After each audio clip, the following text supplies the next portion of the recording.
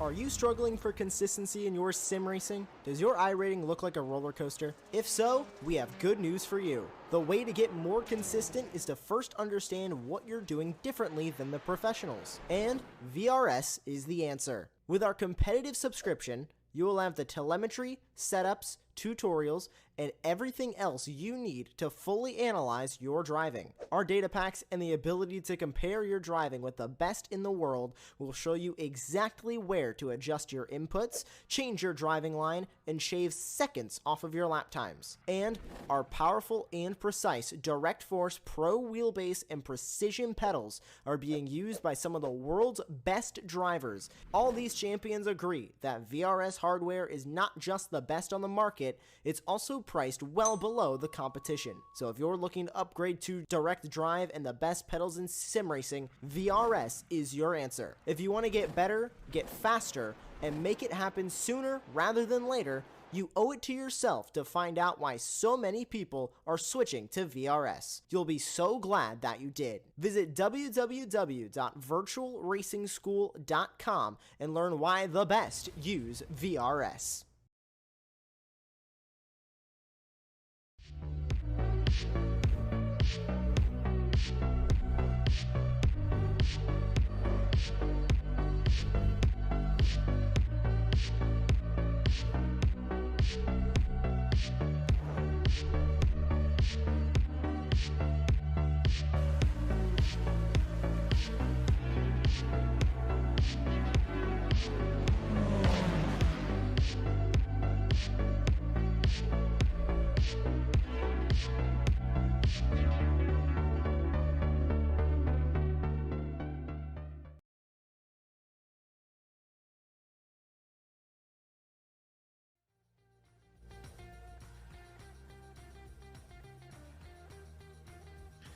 Hello and welcome as the Formula Ford SRF Weekend Warriors presented by Ray Esports rolls into the UK and Snetterton round 4 of this brand new championship after a drama-filled summit point only 1 week ago. Get the feeling it's going to resume and, well, invoke great racing yet again. Here on Apex Racing TV, I'm Tim Cox with Samuli Kule in the virtual production trailer, joined by, well, a new voice to the channel, pro streamer, Owen Carroll. Congratulations on your first commentary. Thank you very much, mate. Well, welcome along, and, well, I mean, classic British circuit, what can we say? One of the post-World War II airfield circuits transformed into a racetrack, true national circuit, and a sort of a national level car. These two should fit really well together. Yeah, indeed. Good evening, everyone, and happy Easter as well. Yeah, I mean, this track is obviously known for a lot of close racing, of course, and being a tight and twisty track in the UK. It's yeah, I think it's going to be an interesting watch for these Formula Fords being, very technical and, very slidey as well. I think we can see a lot of, hopefully a lot of side-by-side action, especially into the kind of hairpin turn 2 there as well. So yeah, hopefully we can see some nice action and a good race ahead of us. Most certainly. Qualifying just underway right now, and, well, open qualifying 20 minutes, and currently 12 of those into it. Yogamani, the Swiss driver, is leading the way. We can continue on here as well. Qualifying form from last week. Currently leads by 2 tenths exactly over Thomas Renders. So we see, well, I say that, as Jason Green, the American, just slightly quicker than Renders there by a couple of attempts, so good lap from him, but it's a real good strong showing from the Masters drivers, denoted by yellow on the timing tower top left side of your screen, with Antonio Rice currently lying on the second row of the grid, 4th at the moment. Let's just take a little look at the championship standings though, and fresh our memory to Spec 1, so the highest iRacing drivers. Overstreet leads that one. She is not here tonight, so we have no Eric Rodenberg either. They're going to remain on 274 and 223 points respectively, so it's going to be down to someone a little bit further down, really, to catch up. Jason Green's going to be able to haul a lot of points in tonight, currently lying 6th, and he'll be able to pretty much to catch up with Alan de Garcias, who lies in 3rd at the moment. with, of course, well, Torzulo and Jeff Jacobson and Wild Bino running out your top 10 in that portion of the championship into Spec 2. Yeah, to see as well. We'll run through these quick. We'll get the boring bit done and dusted. Pentacliner leading that one by 21 points. Wallbank, he's second, and then we've got Laurie, Benner, Flores, Coffee, Griffin, Justice, Walbolt, and Pocock to round out your top 10 into Masters. I want to get that done, dusted Sunspot. There's been a bit of a change for the whole position time right now. Stevie Ray leads that one. Murakami, Yogmani, he'll, well, leap up through the championship standings, and likewise Antonio Rice, if they can convert their good qualifying form here at Snetterton into race pace, and expect those two to move to the top of the championships. Jeff Cantor, Bradshaw, Bruce Rec, Vaccaro, and Janae rounding out your top 10 there. Owen, over to you. You were about to make clearly a really valid point, and I cut you off there. Yeah, no worries. Yeah, I was just looking at Manny and Green, obviously on the timing towers P2 and 3 currently as well, and they seem to be drafting each other as well. So how much of an effect will that play in today's race? We're going to find out, obviously, with a lot of straights on this Snetterton track. But yeah, they're currently sitting P2 and 3 and both drafting off each other as well. So it seems to be fairly effective. It brought Green up quite a lot of positions in terms of his qualifying position. Not sure if Reese had anyone drafting him or, you know, the opposite way around at all. But yeah, it seems to be a fairly effective method, especially here in qualifying. And talking about getting slightly ahead of ourselves now as we've got qualifying going on, obviously 5 minutes remaining there. Overtaking spots around here. Turn 1 is also normally the really easy spot to overtake. It's normally a big braking zone, whereas Snetterton, it's more of a fast-flowing right where it's, well, there's, I mean, if you go too wide, you're going to dice with death or lose a lot of time, or both.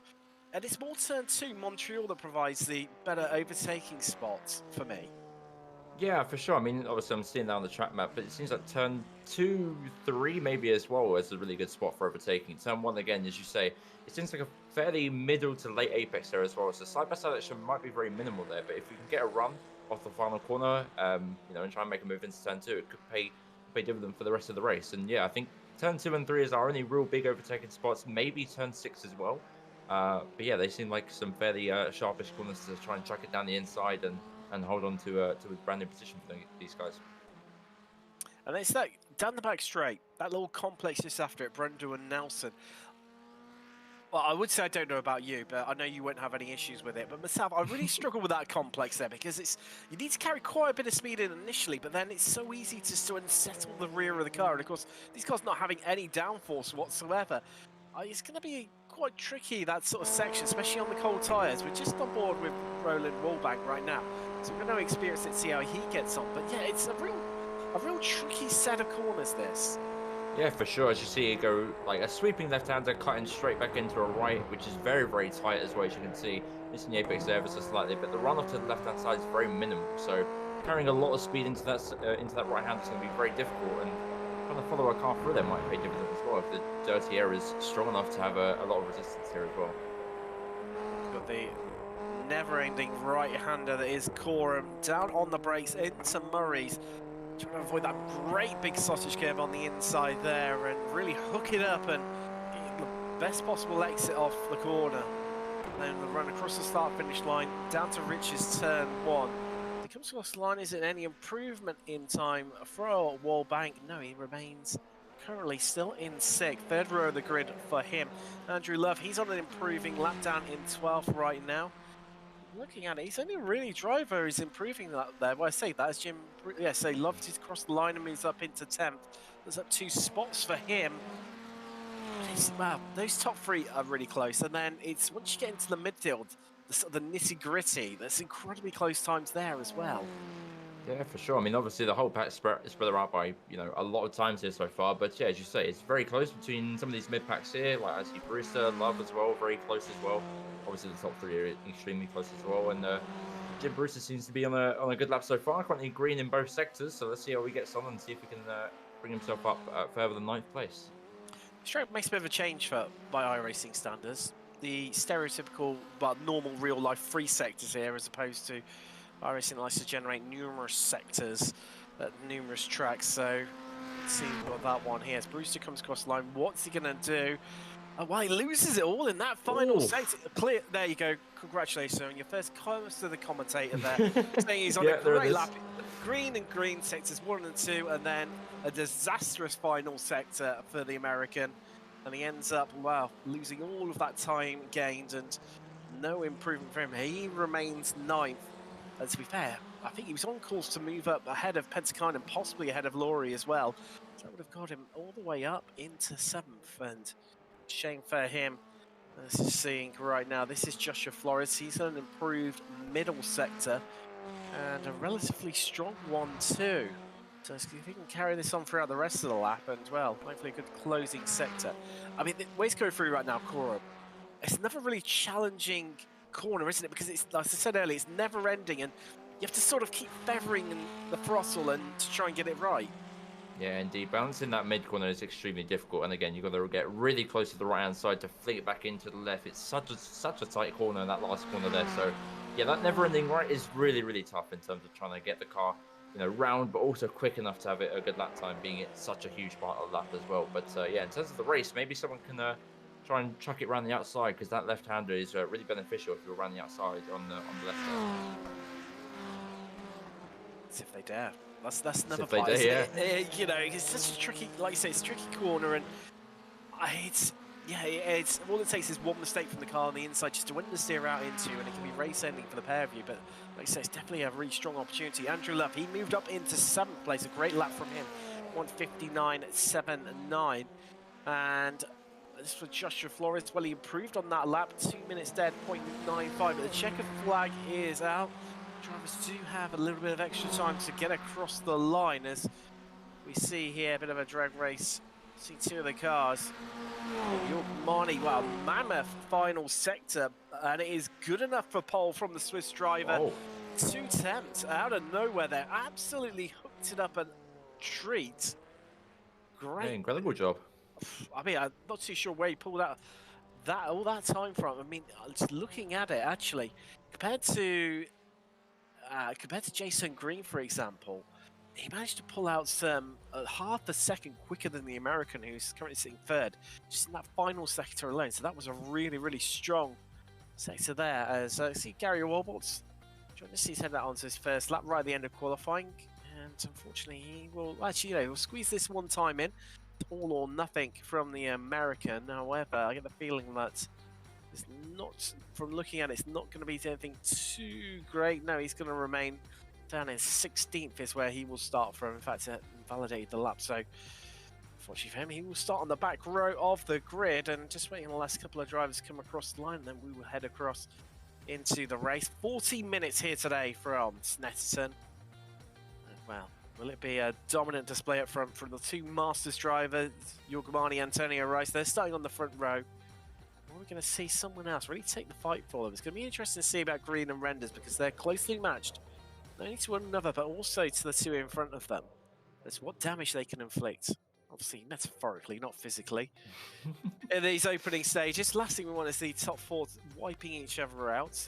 As well, we head across into the race. Let's take you through your grid for round 4. The championship. Yorgamani starts on pole with Antonio Rice alongside him. Jason Green and Thomas Renders make an all-spec 1 second row of the grid. And then it's an all-spec 2 third row of the grid. So locked up by each of the classes for the first 3 rows. Richard Coffey and Roland Wallbank on row 3. Andrew Lover and Tom Laurie start 7th and 8th respectively, with row 5 and round 8 top 10. It's Jim Brewster and Lassie Pentakainen. Andrew Berra has got fellow countryman Joshua Flores for company on row 6. And on to row 7, see Stevie Ray and Adam Bradshaw, 2 Masters drivers there. Row 8 sees Jeff Jacobson and Gary Warbolt start alongside one another. And Trenton Kramer is going to round out our grid here as the cars line up behind the Porsche 911 safety car. Rolling start here from Snetterton. As mentioned, 40 minutes of racing. Drivers will need to take a pit stop.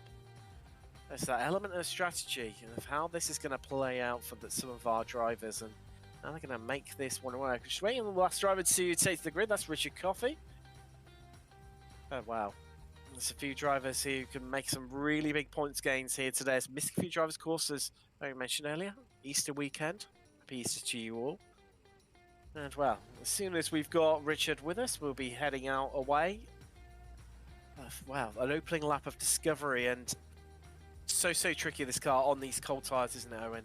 Yeah, for sure. This car is, twitchy in itself to drive in a normal race, but yeah, especially on lap 1, cold tyres, it's going to be twice as difficult for these guys, of course, as we mentioned before, into turn 1, that ever so sweeping right as well, and, turn 2, and, 4, all these heavy braking zones and zones where you can really chuck the car in. It's going to be quite interesting to see how these guys can handle it on these cold tyres again.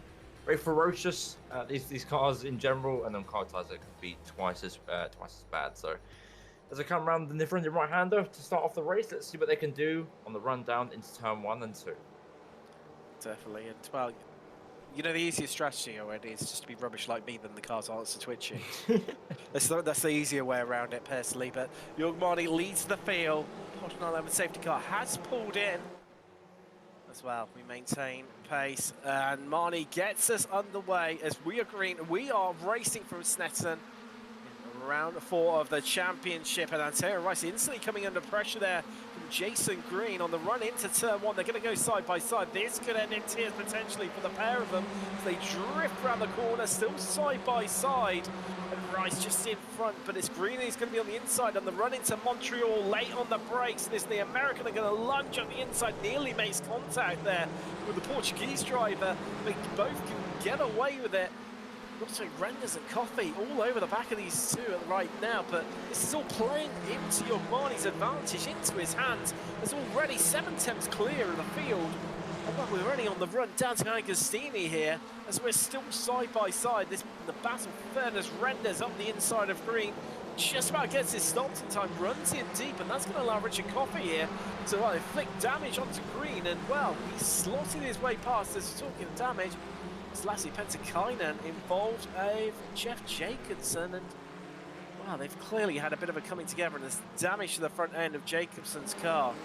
So that's happened, well, I think that was into Agostini there, that relatively high-speed part of the track, as you see through the field, already Marni half a second clear of Rice, who is 1.1 seconds clear of the following pack of Renders, Coffey, Green, Laurie.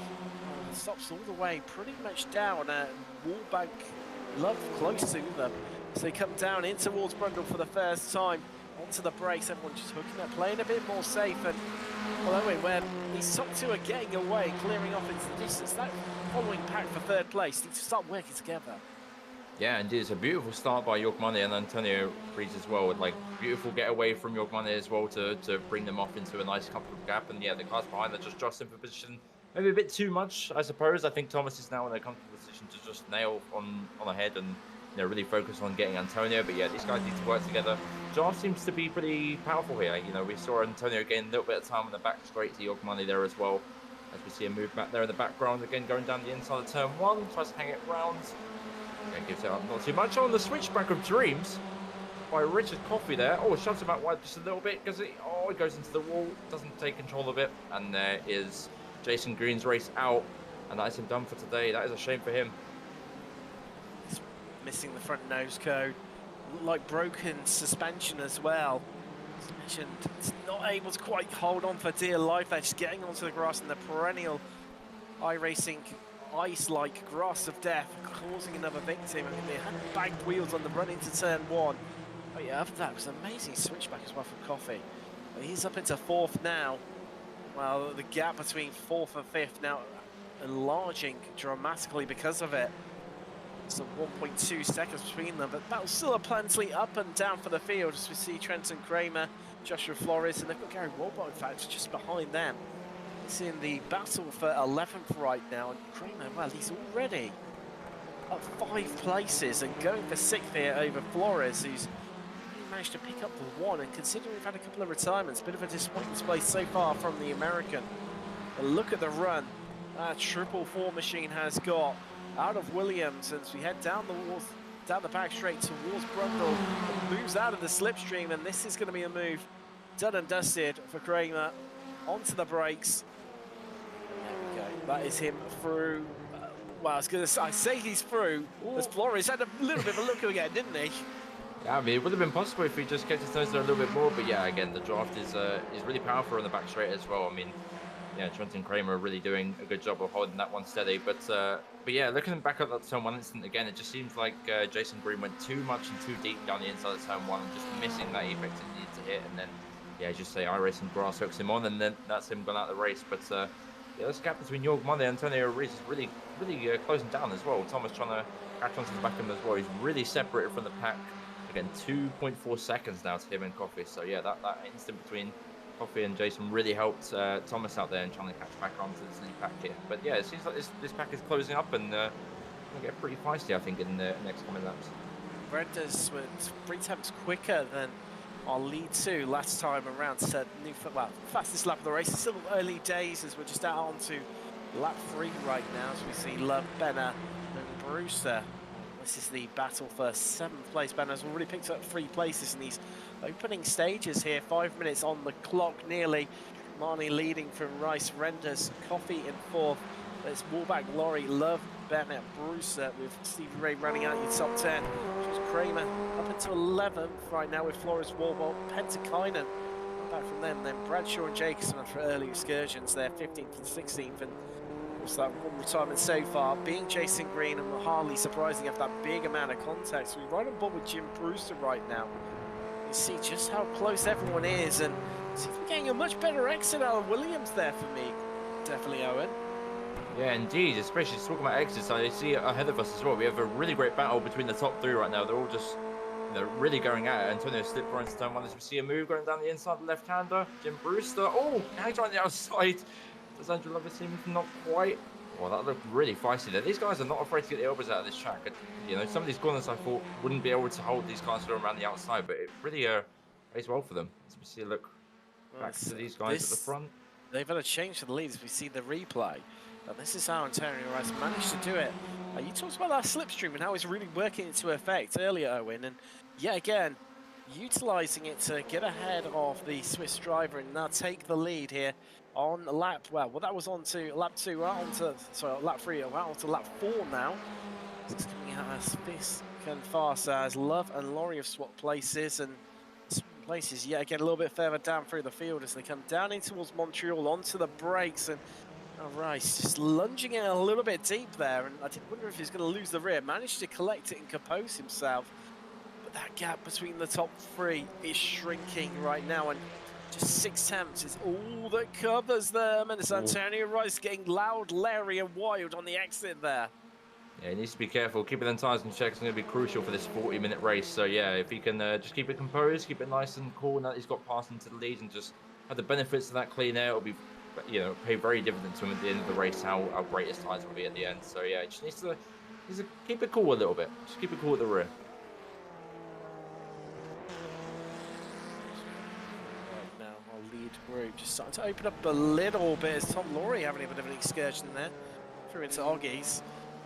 Sure where he's managed to lose that through Hamilton potentially. Just drift out wide and become the perennial lawnmower. A little bit hard to do these cars because there's no front wing. However, Tom Laurie's having a really good go at that one, and in doing so, he's dropped a whole heap of time to Love and Wallbank respectively, who are now some 1.5 seconds up the road from him. And he's now dropping back into this little group here, and Andrew Bennett all over the back of him. Indeed, again, these cars are very twitchy, very technical as well into these kind of medium speed corners, so I suppose he's probably lost the back end just a little bit, tried to save it and got onto the grass. So yeah, good save from him not to end it too badly or in the wall. So yeah, he's back on track and not in the position that he wants to be. But yeah, these guys again aren't afraid to really send these cars around these corners, and it's a great showing so far by all of them. Great showing, great under pressure from Joseph Kramer, not intent with 11th right now, looking to make up even more places. As his fellow countryman, he's looking to smash on the run into turn 1 as they come across the line here, as they're side by side, and up the inside goes Trenton Kramer for the move. That's him up inside the top 10, up 7 places now. It's Ray just dropping back, but instantly coming back at him, where he much better entrance into turn 1, but can't quite make it count. The run down towards Montreal needs to really hook it up once again. There's another opportunity here in towards Oggies, but he's going to be a little bit too far back. Doesn't stop the American from looking at all. I think that's pretty much Kramer's position done, dusted and sorted. And he's going to secure himself with that 10th place. Yeah, I don't think Stevie wants to fight that much. Again, it looks like he just backed off to allow Kramer through. Oh, as he goes wide a little bit, Stevie, never mind, tries to take that position back again, does so very successfully. But yeah, I was about to say that you might want to keep it cool and see Kramer's pace ahead of him, but now that position's just swapped again from a mistake from Kramer. Does Kramer have a look down the inside? And just sits behind for now, but still looking and still making sure that he's there for sure. But yeah, a little bit of a switchback it seems again there. These two, I get the feeling that maybe they might just keep swapping places for the next couple of laps until one of them decides to take control of the situation. Flora's just dropping off a little bit from the back of them as here we go yet again between these two. Kramer on the inside. Driver's right is Ray, who just elects to take that wider line in just to carry a bit more speed through the corner. I'll tell you what, that was well balanced by Kramer there. I thought he was going to lose the rear end there, just managed to collect it. Again, yeah, I mean, these guys are really looking to that inside of the right-hander. It plays very effective. I mean, yeah, it just looks like they're going to send up the inside of that corner and really spook Kramer out as we see Andrew Life go off track. Does he lose the position to the 2.6? Laurie does indeed. No real threat there, but yeah, these guys, again, aren't afraid to get the elbows out and really show that they mean business as we see a move down to turn 1. Very successful at the minute. Can he get the switch back into turn 2? This is Coffee behind him. No send from him at this moment in time. Still looking to make sure that he's there and make sure that threat is still alive. So, you know, Wallbank ahead doesn't really ease up at all. That's the one thing you don't want the guy ahead of you to do, is really ease up, because as soon as he feels comfortable, that's it. He's not going to make any mistakes. So if you're showing your nose, if you're making sure that the guy ahead of you knows that you're there, you can really be a danger, especially into these hard braking zones. Okay, pro top tip there from Mr. Drive Dead himself. There we go. There we go. As well, our top 3 still relatively evenly matched between the 3 of them, training fastest laps as they are. As I thought that we were just seeing Coffee lose it there just out of the corner of my eye, but no, he's still got it collected. And Wallbank just starting to maybe feel a little bit of the pressure here. As Coffee remaining right on to his tail, this battle for fourth with this. No, I mean, bar a big incident as we're just over quarter race distance right now. I think they're going to be in really much of a chance of catching up with our top 3, some 6 seconds behind them, especially if they keep battling like they have been. And talking of battling, Antonio Rice is just looking a little bit squirrely at the moment for me, Owen. Not sure he's sitting potentially really comfortable in that first place.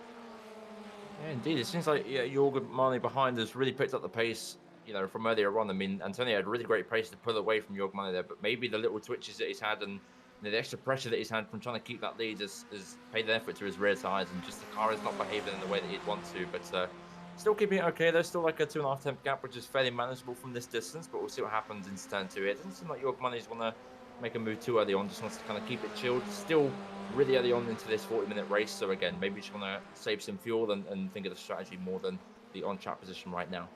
Well, this is a tricky part, isn't it, for Marley? Because not only is he trying to mount an attack into Rice, he knows full well that if he doesn't pull it off, Renders is just looming large behind them. And also, let's not forget that by the end of lap 1, the gap between Renders and our top 2 was around about some, 7-8 tenths of a second, and he just reeled them in incredibly quickly. So clearly some space, some pace even being displayed in that 41 machine right now of Renders.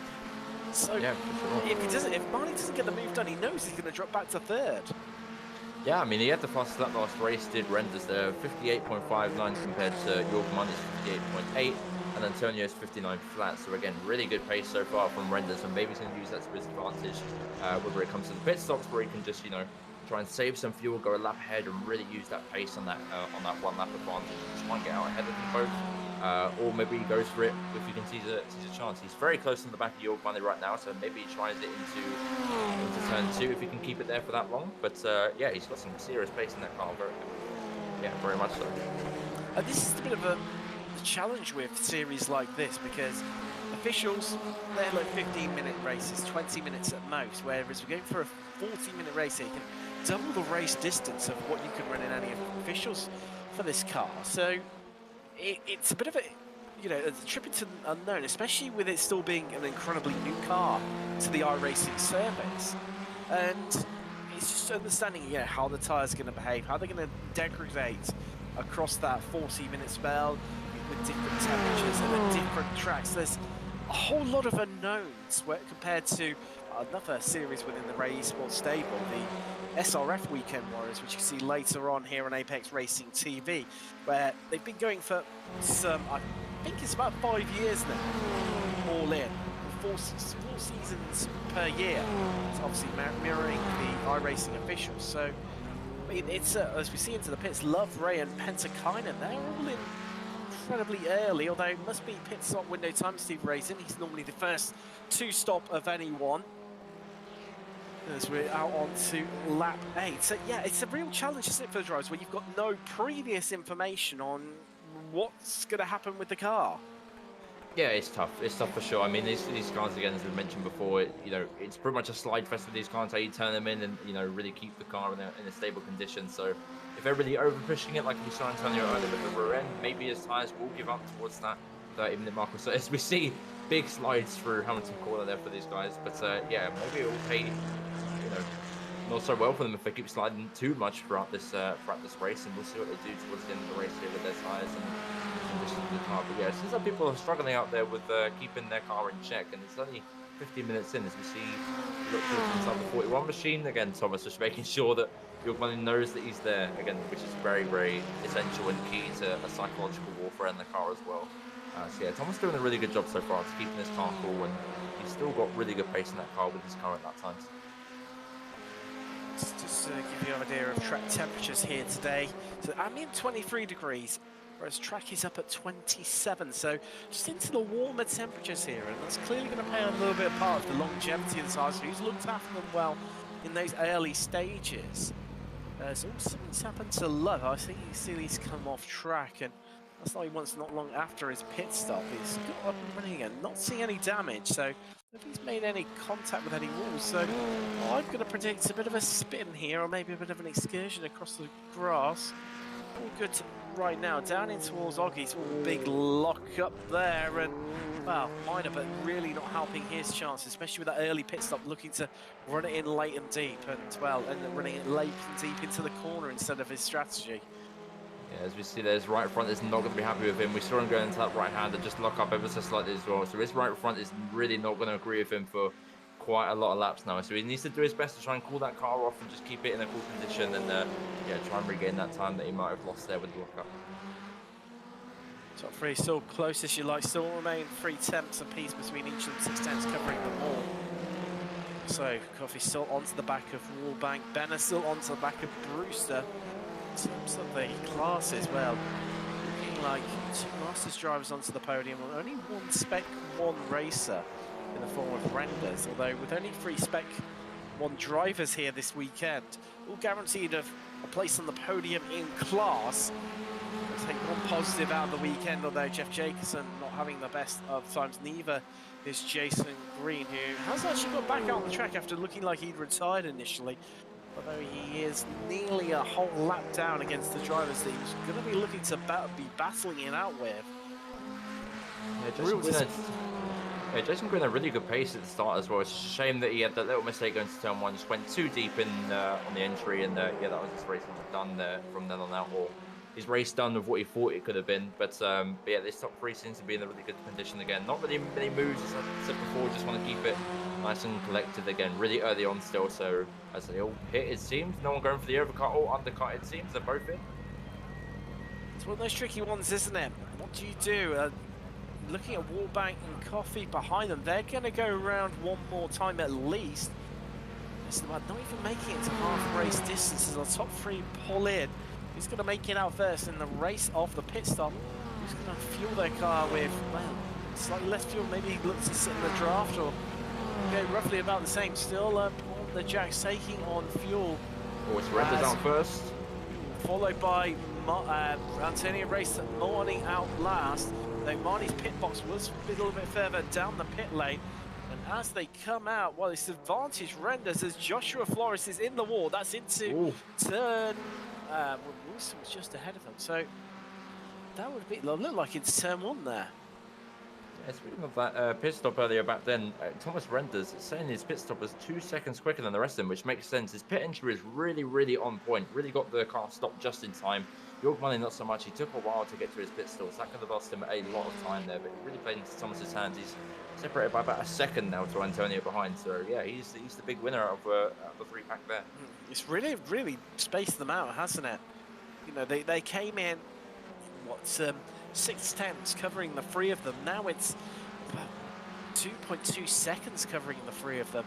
A big change at what is potentially going to be the battle for the lead. There's Antonio Rice right now, and well, sitting in the middle of this 3-car conundrum. It's the battle for the lead. What can he do? He's got about a second to 1.1 seconds, so Renders ahead of them. So the big question is, has Renders taken off on enough fuel? He was stationary for pretty much 2 seconds less than Rice and Marnie. He's either got this absolutely on the nose as Renders, or he hasn't put enough fuel in that car, and he will have to fuel save to get himself home. And it's a long way to go, isn't it? I mean, we're only just clicked over to half race distance. Yeah, indeed, it's a very long way to go on this fuel set as well. But I believe that Thomas would have been sitting there saving fuel again. He had so much pace in that car, but didn't want to use it to gain track position early on. So I believe that he's just sat behind, saved a lot of fuel, and if that's the case, then that's a very good job to him, because he has put himself in a really good position to use that pace. And again, he may have to fuel save. He may have underfueled the car a little bit as well. So massively fuel saving as well, as we see Gary Wolberdot. Yeah, he's gone full 180 there, hasn't he? So clearly a spin ended up making a point in the wrong direction. He's got up and running once more, and I believe that's around about Oggies, Williams, that sort of area. He's heading down the back straight now, so that must have been into Oggies. Very easily done through there. As we see, what Antonio Rice has taken a big chunk out of Thomas Renders already. I do wonder. See, out of the first sector alone, Rice took 4/10 out of him just there. I do wonder. You've got to really start to wonder: is it the case that he's not got enough fuel to get himself home, so he's having to fuel save this one? He's just looking to hold up the Portuguese driver behind him, but the more he backs him up, that's just going to make Jorgmani's job even easier to clutch up onto the pair of them. Although, say that, the gap has actually gone between Rice and Marnie to, well, 1.3, 1.4 seconds. It closes up once again. It's yo-yoing back and forth, but this is going to be interesting. This is how much Renders can fend off Rice for as long as possible. Although, I mean, does he almost want to let him go past? If he doesn't need to save fuel, well, I think we're going to see the change here. I say for the lead, technically it is, because these are the drivers leading that have pitted so far. Everyone above them hasn't, and that's the move done by Antonio Rice. And, well, is it going to be back to Renders and just sitting in the slipstream and fuel saving now? This could be a very smart play from Renders, as you say. I mean, if I was him and I knew that I had a lot of fuel to save at this point in the race, and, you know, it seemed like fuel saving was very, very key to Renders' pit stop as well. So, yeah, I reckon that he's underfueled it probably more than he would have liked to, but again, he can use, you know, Antonio ahead of him to start fuel saving massively again. He did a massive lift to let Antonio by, so my inkling is that he has underfueled quite a lot, and that he needs Antonio in front of him to kind of save that fuel. When he knows that he can have a nice, comfortable, you know, gap to really, you know, push that fuel to its advantage, he can really start to close back in on Antonio here. But yeah, he's definitely underfueled a lot, and he's definitely trying to regain what he lost in terms of fuel. See, look, Warbank and Laurie here, just getting part. So yeah, that's for the lead right now, and that's Coffee through, getting the move done in spectacular style into Agostini. And what can he do? Can he hold on? How much longer are these guys gonna run it? Now, if they run this in as far as they possibly can, that car's going to be lighter for a longer period the entire race. And I mean, when they came to pit stops, they were about 6 seconds behind our lead group. I do wonder what it's going to be down to by the time that they do come into pit. I mean, they could well have taken a good chunk of time, although battling away like they currently are isn't going to help things whatsoever. Yeah, I mean, as you say, I mean, they're saying decent lap times right now. Richard was a 59 flat and a 59.3. You see Renders off.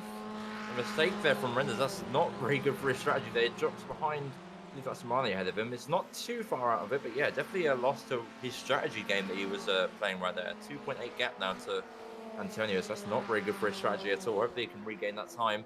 So I was about to say with Antonio setting a 58.4 last time round, which is the fastest lap of the race so far. So Antonio has a lot of pace in that car as we see Roland box in, and I believe that's Richard staying out. Yeah, Coffee stays out. Wallbank into the pits. And following him was Joshua Flores. I do wonder if that might be to retire the car potentially. He's already been in a few incidents here today. As Andrew Banner comes in as well, you can just see him emerging into the top right corner of your screen. There he is. Really just picking him up, making his way down the pit road. And just one of the numerous bumps in the pit boxes here at Snetterton. And there is, well, lead driver yet to pit as, oh no, that's Trenta Kramer off as he's been having an absolutely great race so far, but then loses a place to Ray. So after all that hard work of catching up to the back and getting past Ray, it's all undone for the American and drops back behind him and back down to 11th. Still up 6 spots though, so not all quite lost for now. As well, I'm seeing Wallbank of where he's come out in relation to Rice, Marnie and Renders. Well, he's come out some 18 seconds behind, so that's not looking too good for him in respects of trying to mount a challenge for what potentially is going to be our top 3 here and trying to sneak his way onto the podium. It's what Richard Coffey does, being left alone and to do what he wants to do, to set fastest lap after fastest lap and hot lap every single time. Has he done enough to try and close that gap down as we had seen earlier? Renders is making that mistake, costing him dearly, where he lost that solid second position, allowed Marnie through.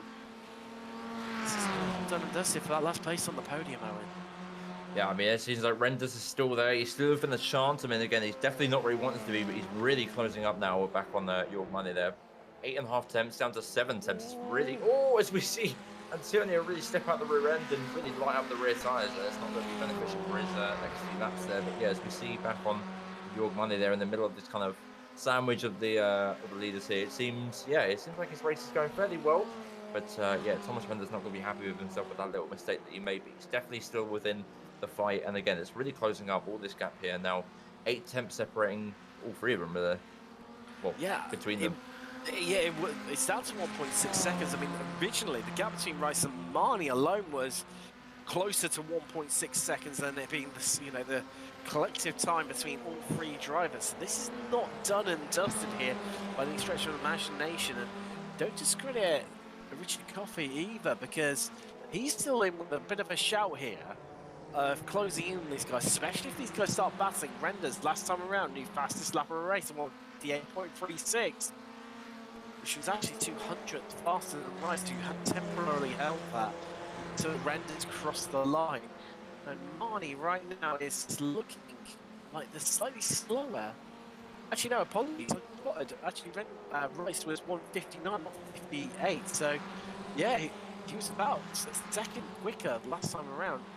These little mistakes are starting to hurt Rice right now.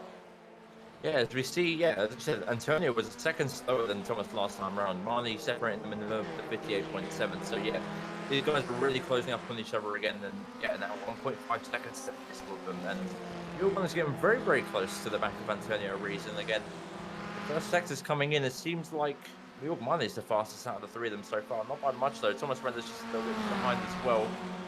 They're fairly matched so far, but yeah, now we're 1.5 seconds still separates them. But this is going to get very close, and I feel like York Man is going to want to try and seize the moment where he can, because this moment is getting very, very close to him. And yeah, it seems like a very good opportunity for York Man to step in there. But yeah, Thomas Render's behind still. I think probably a bit annoyed at himself again, as I said before, with his little mistake there. But yeah, he's definitely not out of it, because as we see here, he's really catching on the back as Richard Coffey comes into the pits. As Ray comes out in respective of Roland Wallbank. We see him come in the box now. How good is his pit entry? It seems fairly quick.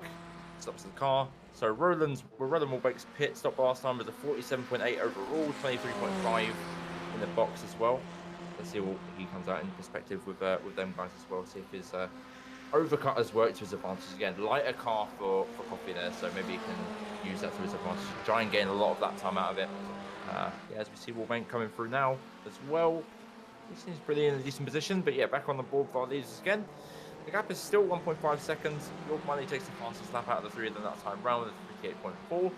Again, separated by 0.5 and 0.6 as well. As we see Tom Laurie come out the box. Where does he come out in respect of everyone else? Since that Andrew Benarg and Andrew Love behind him, he gets ahead of him going to turn 1. This might be fairly close going to turn 2 though.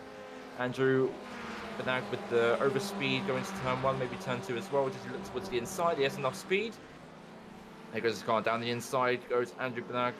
And there we go, takes a position as easy as he goes around the outside of the number 260 car and just gives it up a little bit. Again, fairly heavy car will Tom Laurie be having right now. So yeah, not too great for him to try and escape. But yeah, still a very good pit stop nonetheless to keep in the middle of that sandwich. Andrew Love, I spotted him in the background, really pushing hard to catch up onto these two right now. Getting it nearly sideways as he came through turn 1 and kicking up a lot of dirt on the exit through Riches.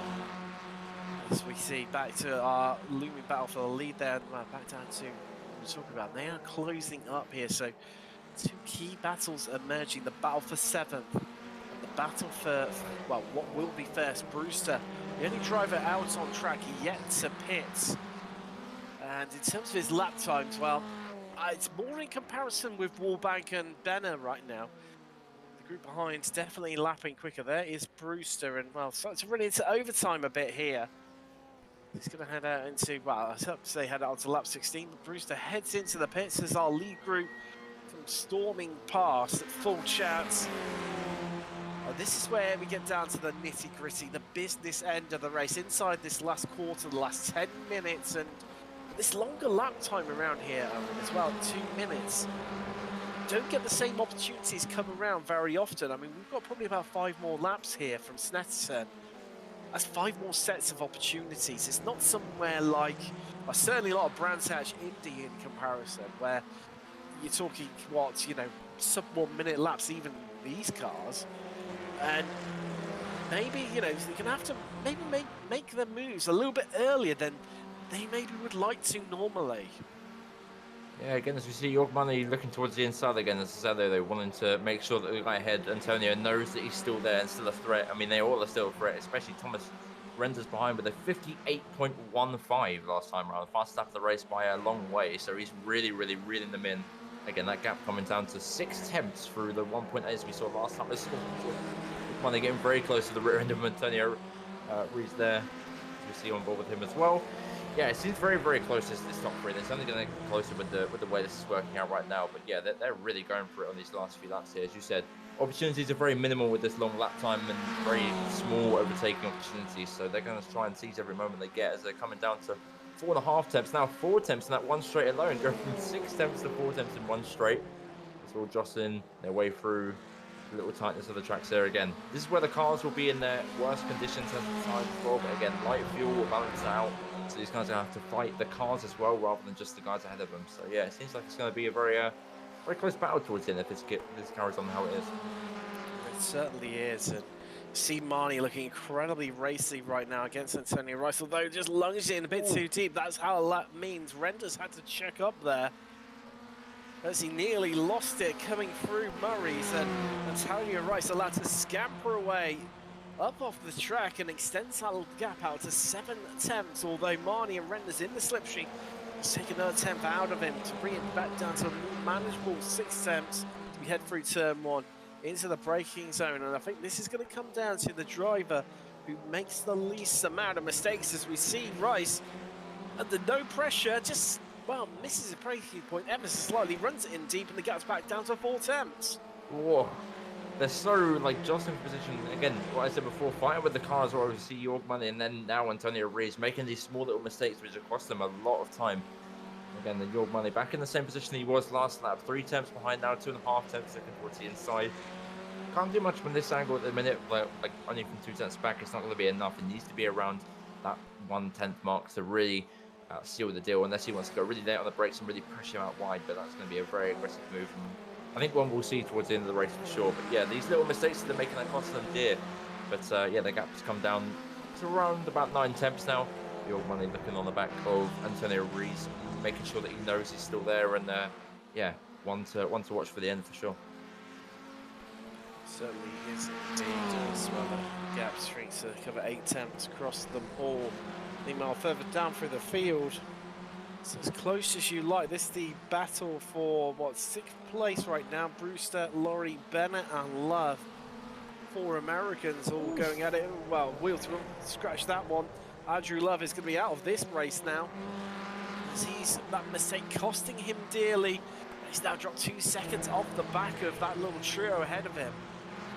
Very good save though, for sure. I mean, had to lock up all 4 times to get it stopped, but very good. It could have been a really race-ending result there for him, that little moment on the grass. But yeah, he's still there, so maybe if these guys can battle hard, he's only around about 2 seconds back, so if they battle hard enough, maybe he can sit through and try and grab at least one position. But yeah, he's going to be really hurting them tired after that 4-tire lock up there. But yeah, well done for getting it saved, but yeah, he's definitely out of that little fight there.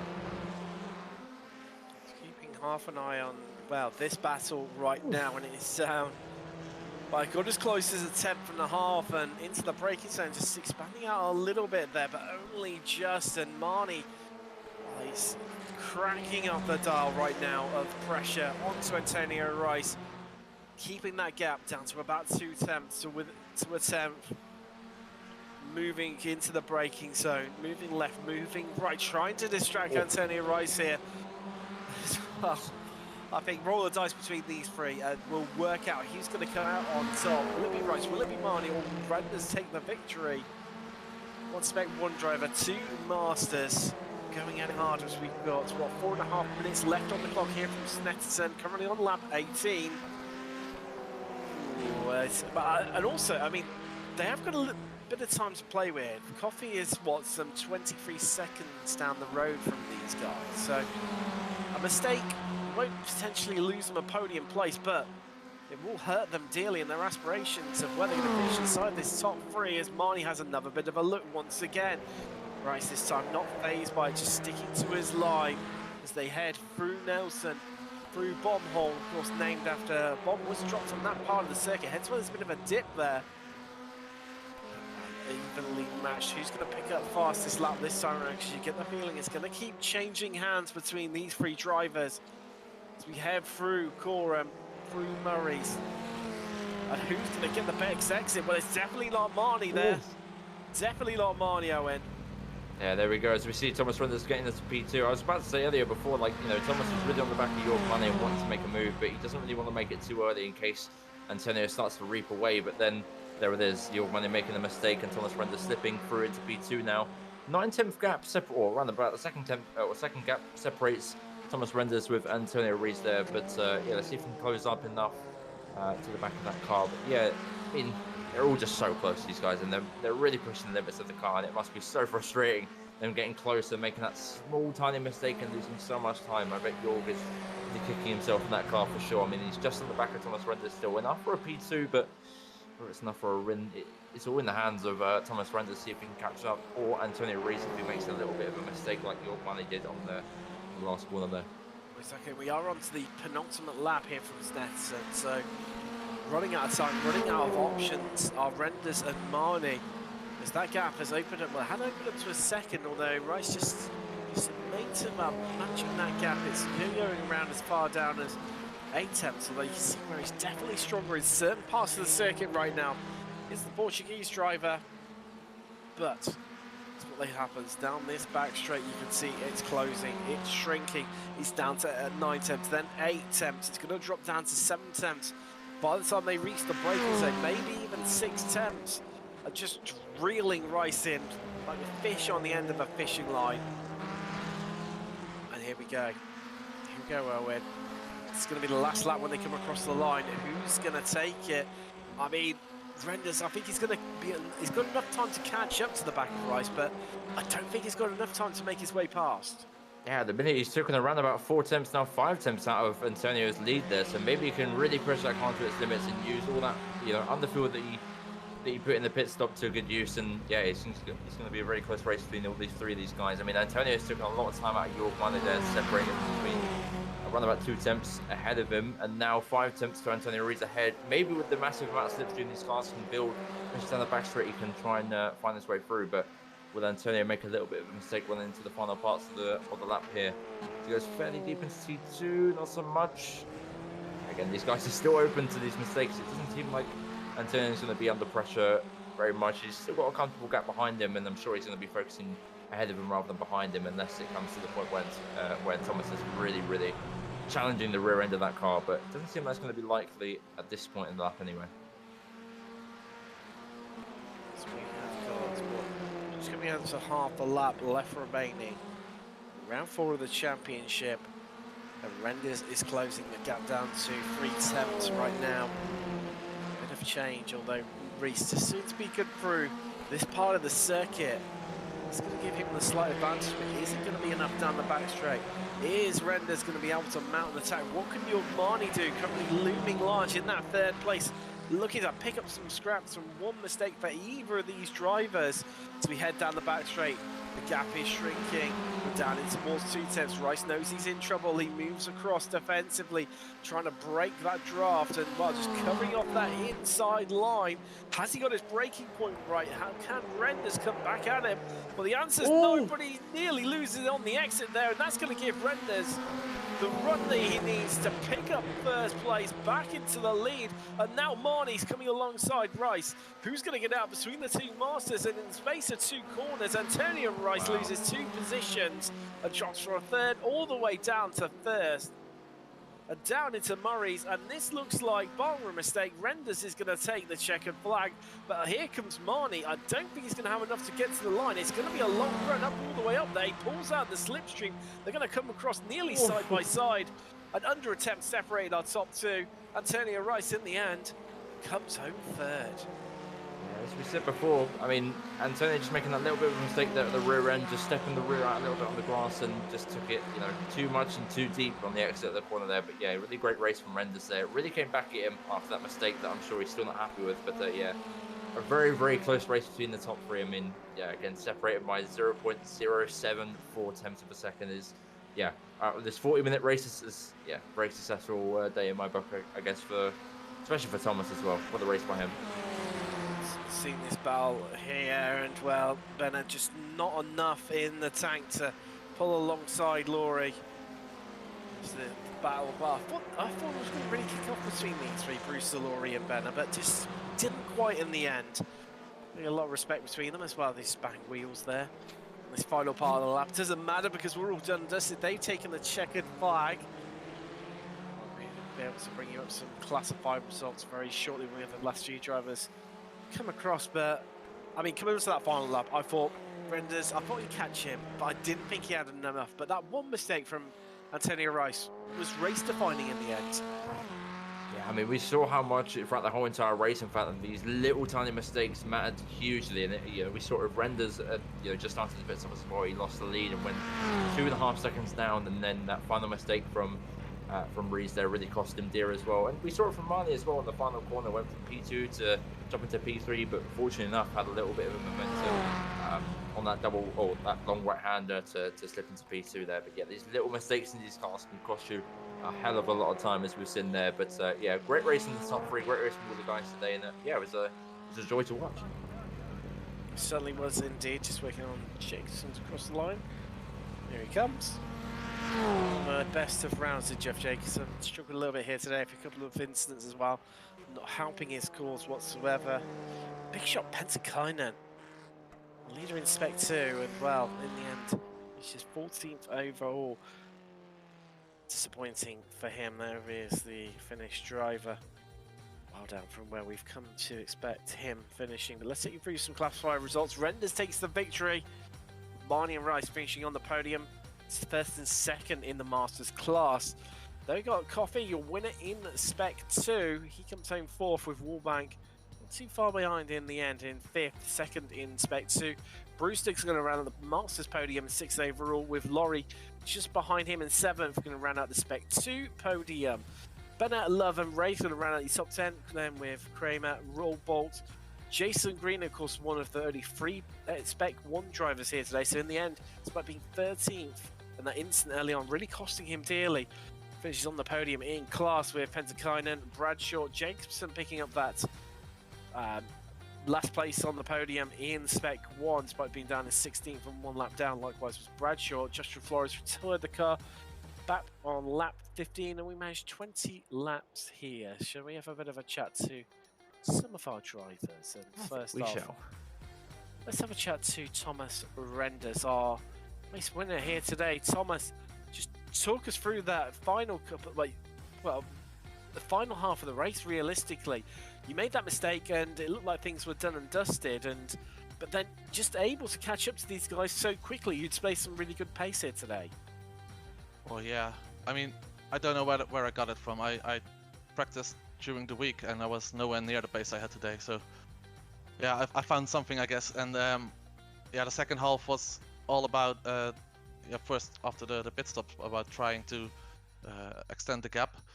But yeah, I think Antonio and Jörg were just a bit quicker, maybe a couple of tenths per lap, and yeah, they were able to catch me again. And yeah, sadly made a mistake, but luckily I could catch on the slipstream again, and yeah, we were able to make a good fight in the end. And talk us through that final lap.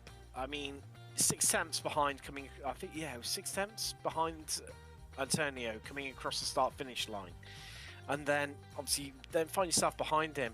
I mean, what was your sort of strategy on that last lap? Was it just hope for a mistake from Rice, or did you think you got enough within you to be able to close up and make the move? Yeah, I know my strong point on track was T2, so the hairpin after the first drafting period, and I was too far away there to make an attempt to overtake.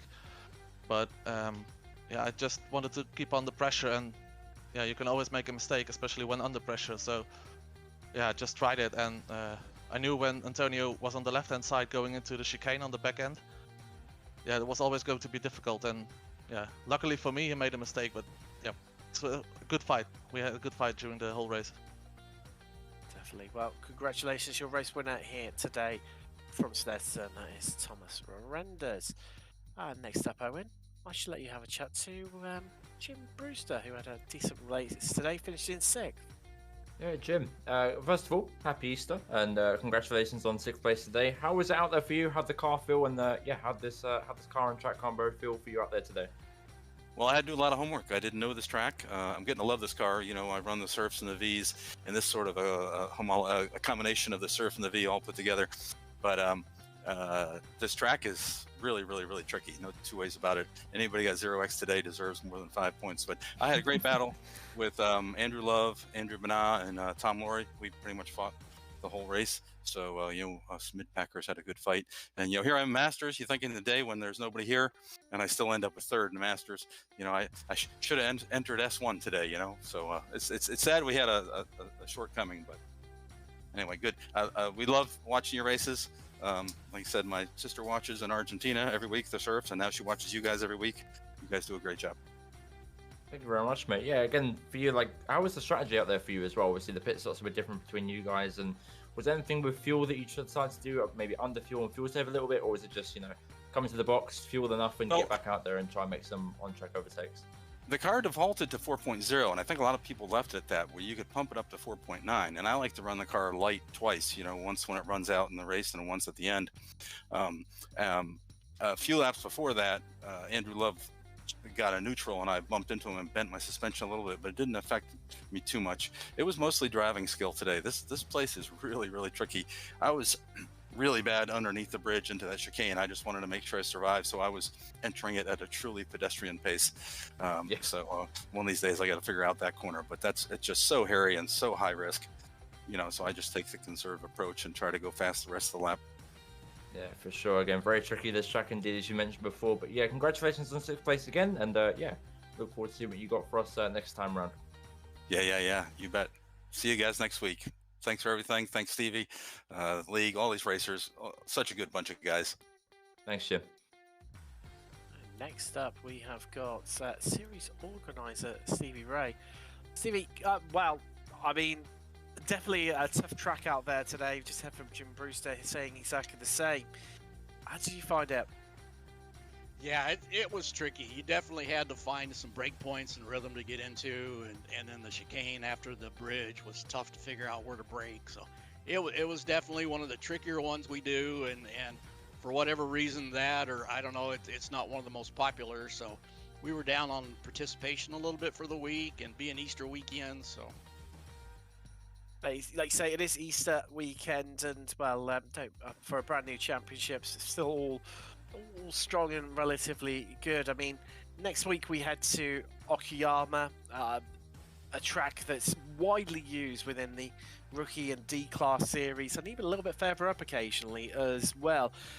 I mean, that's going to be an absolute blast in these cars. I'm sure we're going to see tons of action around there. Yeah, it should be a good one, and being the free content, we'll get some of our guys back. And like you said, for being a new series, new championship, new car, we're doing pretty good. We've had 34 or so to kick off the season, which is awesome for a new league. And I just wanted to pop in for a few minutes anyway and just say thanks to everybody for joining in and supporting it, for you guys and getting this brand new league up and going, and the great racing that has come over from the SRF group and the Formula V Weekend Warriors that we have. It's just another great addition to the Weekend Warrior closet. I echo that completely agree with you. I mean, in terms of your own race, I'm stuck in a bit of no man's land at times. I mean, did you prefer it that way, that you weren't getting caught in any battles or tripping up over people, or did you hope to maybe just hook up onto the back of someone a little bit more? I mean, you had that bit of a battle with Trenton Kramer for a while, and then quite a close run to the line, I think, between yourself and him. Yeah, early on before the pit stops, we had some good battling going on. I would much prefer to be with some good guys that can battle with and trust each other and have a lot of fun. After the pit stop, I was, like you said, I was just kind of out on my own and couldn't catch up with anybody. I'd rather I would rather be ahead of people, not have people down my back. So I follow better without the pressure, I guess. But yeah, it was try to stay away from the guys behind me and try to catch up to the guys in front of me, but that didn't work. So it's what it is. It was kind of a weird track and a weird weekend. Definitely was indeed. Well, congratulations on the 10th, and well, undoubtedly we'll see you in roughly about an hour's time for the SRF Weekend Warriors. No, I got some family stuff going on, and that's one of the tracks I don't even have yet. So with the family, I didn't even get it this week. So I turned over admin duties to a couple of the other guys, and we'll watch it with everybody else. Family getting in the way of sim racing. Yeah. Shocking. Well, we'll see you in a couple of weeks' time anyway. And it's going to be, I think, in some ways I don't blame you for missing one. I think it's going to be a bit of a crazy race later on in Fuji, but well, I'm sure it's going to be an absolute cracker either way. That's Stevie Ray picked up 10th place here today at Snetterton. Wow, Owen, I mean, some cracking battles out there. Defense commentary, congratulations on making it through. What do you take home from this?